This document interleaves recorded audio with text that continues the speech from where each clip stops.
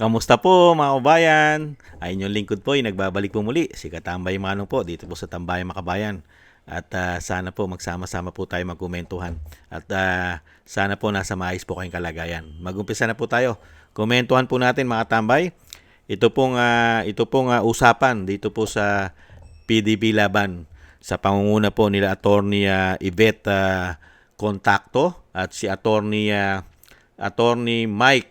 Mike Operario, mga kababayan. Totoo po ang mga kanila pong mga saloobin at komento at talakayan na ito pong magagaling na mga politiko sa ating bansa. Ang inuuna po ay impeachment, pero ang nawawala at ninanakaw na pera sa taong bayan, bilyon-bilyon, trilyon, lalong-lalo po't napapatunayan sa Korte Suprema. Doon po sa oral agreement ng Korte Suprema, ay tahimik po ang mga magnanakaw na mga politiko di umano. Nakatutok lang po sila sa impeachment. Ganyan po kawawalang-ya ang mga taong ito. At pati po ang media. Ang media po ay tahimik para po silang news blackout pagdating po sa issue ng korupsyon. Lalong-lalo po sa sinasabi pong usapin diyan po sa Korte Suprema. Sa ginawa po nilang kawalang-yan sa budget po, sa GAA. Hindi po ba? Pakinggan po natin ito pong talakayan nila ng ating po mga abogado. Isa rin na, Attorney Mike, na nalulungkot ako na hindi kinover ng media, ng mainstream media, dahil tinutukan nila yung impeachment, was the hearing on the GAA. Yeah. Not a single mainstream media covered it. Disappointing yan, ano, na pati yung mga commentaries, yung mga big name media personalities, wala man lang follow-up interview in this, despite the fact na punong-puno ng sustansya, ang dami-dami mong makukuha doon sa Supreme Court deliberation, doon sa GAA, ang daming lumabas doon ng mga katotohanan. Ano ba kayo kung naibalik na yung 60 billion? Di ba last year may utos? May utos. Na isama sa budget ng 2026. Ang utos ng Supreme Court is to return. To return. Okay? Ang ginawa ng gobyerno is not to return. Kung tuwa pa silang inaanunsyo, hindi nga namin basta in-return, replenish namin. Grabe, no? Attorney Mike, Grabe gusto ko sila, i-reiterate, Kapeni, ang ganda nung nasabi ni Attorney Mike, na merong existing social contract between the government and the people. And this is, and ang kontratang ito nagaganap every 6 years pagdating sa presidente. Tuwing eleksyon, binibigay natin yung kontrata natin dun sa ihahalal natin. Every 3 years, yung mga representatives at yung mga mayor. Ang punto, ang ganda ng sinabi dito ni Attorney Mike, no? Once we give the reins of power and authority to that government, to our government, sila ay may duty sa atin na alagaan tayo, na hindi lapastanganin ang ating karapatan. That is the social contract. And talking about void, feeling the void pagdating naman sa media, isa rin Attorney Mike, na nalulungkot ako na hindi kinover ng media, ng mainstream media, dahil tinutukan nila yung impeachment, was the hearing on the GAA. Yeah. Not a single mainstream media covered it. No? Kahit sabihin mo pang hindi kasi bawal mag-live streaming sa court, di ba? Sa YouTube ko lang sinubaybayan. Pero usually, ang naobserbahan ko noon, pag mainstream media ang magko-cover, so sila, kahit meron silang anchor, no? Pag habang nagla-live yung Supreme Court, susubaybayan nila, and then in between, they could discuss. Yeah. But this time, wala. Lahat nakatutok doon sa impeachment ni VP. Kaya, sabi nga, pasalamat din kami doon sa mga vloggers na nag-cover nitong sa nung hearing ng Supreme Court on the 2023 and 2024-2025 GAA. Kasi ang daming nasabi doon si Justice Lionel, ang dami, no? Na si Justice Caguioa, pati si Justice Hernando na nagsabing, hindi kakasya sa mali-maleta. Sa isang maleta lang pala, kundi mali-maleta yung mga nangyaring mga insertions or yung mga napuntang pondo dun sa unappropriated programs. Tama. Unprogrammed appropriations pala. Tama po. Kaya na very disappointing yan, ano, na pati yung mga commentaries, yung mga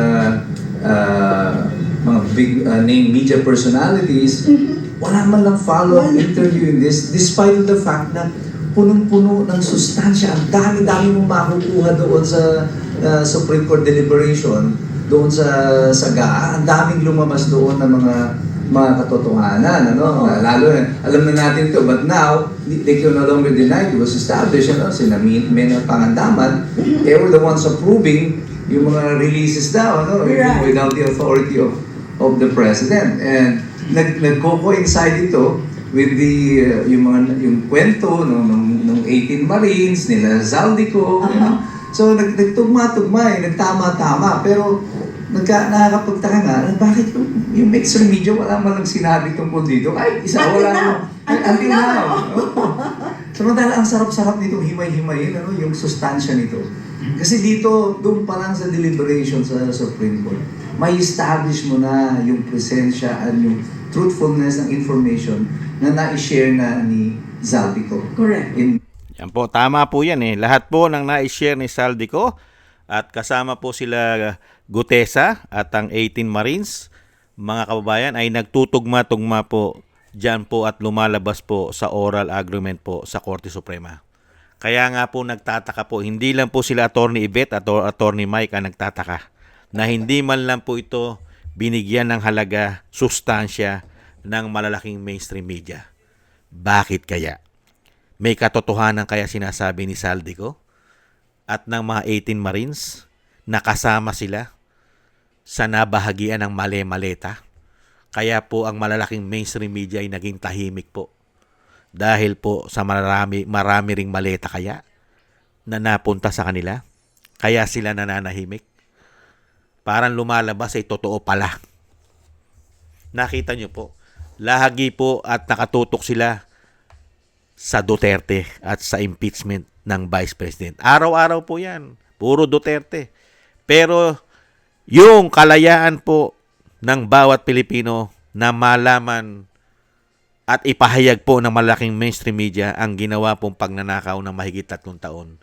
At ito po ay pinatotohanan naman ng Korte Suprema kung saan po nila inilagay ang pera ng taong bayan sa mga unprogrammed appropriation, mga unprogram nila pinaglalagay, at ang mga nakinabang ay mga politiko, at nakita po natin na ang mga proyekto nila ay naging ghost, at nakita rin natin na puro maleta ang lumabas at na-deliver sa kanila pala, at naging malawakan ang spread ng korupsyon, pati ang ICC nakinabang din pala. Hindi po ba? Nakakalungkot. Kaya nga po tayo mga kababayan ay umaasa sa ganito pong kitang-kita po natin ang ginawa po nilang systematic na sabwatan ng mga sindikato. Lahat na po sila, wala na po tayong maaasahan sa mga tao na ito. Kahit pala malalaking mainstream media ay kasabwat na pala nila di umano. Ano pa aasahan natin sa mga hayop na yan? Wala na po tayo asahan. Pera-pera na lang po ang labanan. Hindi po ba? Ang taging pag-asa na lang po natin ay ipagkaloob pong muli ang isang agila ng Mindanao na makabalik sa Malacanang para po ang ginawa pong kasamaan ng mga taong ito na nagpasasa sa ating buwis, sa ating pera ay mapanagot. At lalong-lalo po ang mga nagpakabuhaya ay isuka nila at ibalik nila ang kanilang mga ninakaw sa taong bayan. At kailangan po nilang managot sa batas. Sana po ipagkaloob po at isama po natin sa ating mga dasal na makabalik po at ibalik at ipahintulot po ang ating Vice President, ang susunod na presidente ng bansa, nang makamit naman po natin ang katarungan dito po sa mga nagpahirap sa atin na mismo yung sinasabing ulo, ikinanta na ni Zaldico ang ulo. Ang ulo ng korupsyon ay yung pumipirma daw ng GAA. Di umano, yung pumipirma ng budget. Maraming salamat po sa ating mga abogado. Dito po kay Attorney Yvette at kay Attorney Mike, mabuhay po kayo. At ingat-ingat po kayo. At maraming salamat din po sa gusto po ng ating Tambayang Makabayan sa YouTube at TikTok. At ganun din po sa ating mga subscribers at sa patuloy po nagsusubscribe. Maraming salamat po sa inyo. Sa mga nagko-comment, like, share, and subscribe. Mabuhay po kayo. Shoutout po sa inyo lahat. At shoutout din po sa mga nagbibigay po ng tulong at biyaya. Shoutout po kay Eric Hershio ng Canada, kay Annie Jo, kay Jem Aris ng United Arab Emirates, Baby Roman at Ate Isa ng Cagayan, kay Tatay Nick ng Toronto, Canada, kay Felipe Shapno ng Texas, USA, Mila Yi, at kay Rolando Timbol na Alberta, Canada, Jesus Valdepena, Rolando Guerrero, Melchorita Espinosa, Arthur Estranero ng USA, Ma'am LB at Sir Manny ng North Miami, Florida, USA, at Kingston ng Hong Kong, at Annie Jo. Maraming salamat po sa inyo. Ingat-ingat po kayo sa inyo po mga paggawa at shoutout po sa inyo lahat. God bless po sa inyo lahat. God bless po sa atin lahat. At tiis-tiis lang po mga kababayan at samahan po natin ng maraming dasal. Muli po, paalam. Bye-bye.